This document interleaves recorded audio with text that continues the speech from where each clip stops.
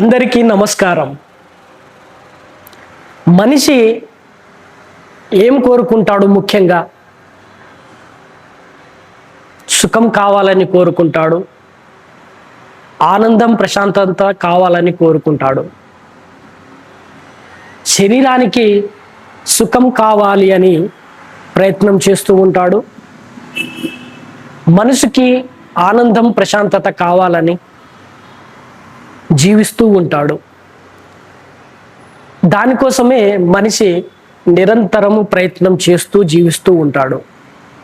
కానీ ఏది కావాలని మనిషి పరిగెడుతున్నాడో అది తన జీవితంలోకి వస్తుందా అని అంటే అది మనపై ప్రశ్న వేసుకోవాల్సిన సందర్భం ఇది. నీ మనసు చేసే అనేక ప్రయత్నాలను చూడు.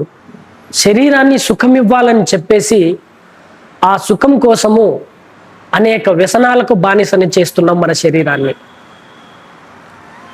ఈ మనసుని అడ్డం పెట్టుకొని మనసు పెంచుకునే ఆశా కోరికలు ఇష్టాలకు లోబడి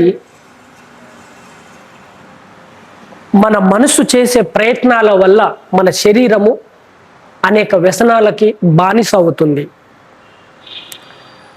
ఏ మనసుకి ప్రశాంతత ఆనందం కావాలి అని అనుకుంటున్నామో ఆ మనసే తిరిగి మళ్ళీ ప్రశాంతత ఆనందాన్ని పొందలేక భయం, బాధ, దుఃఖం, ఆందోళన, ఒత్తిడిలోకి వెళ్ళిపోతుంది. మనసుకు వీడని దుష్ట శక్తులు ఇవే: భయం, బాధ, దుఃఖం, ఆందోళన, ఒత్తిడి, అహంకారం, ద్వేషం, ఈర్ష్య, పగ, ప్రతీకారం. ఎక్కడి నుంచి పుడుతున్నాయి ఇవన్నీ? మనిషి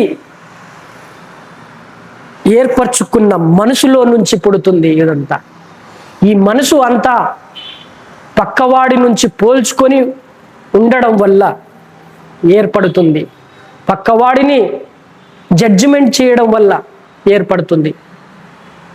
అన్నిటినీ భేదాభిప్రాయంతో చూడడం వల్ల ఏర్పడుతుంది. కాబట్టి నీకు ప్రశాంతత ఆనందము కావాలి అనుకుంటే ఈ బయట ప్రపంచంలో ఏవేవి గొప్పగా అనిపిస్తున్నాయో వాటి నుంచి నువ్వు దూరంగా జరుగు. అప్పుడే నీకు నీ జీవితము అర్థమవుతుంది. నిన్ను నువ్వు అర్థం చేసుకునే సమయము దొరుకుతుంది నీకు. నీ ప్రశాంతతకి కారణాలు బయట లేదు, నీలోనే ఉంది.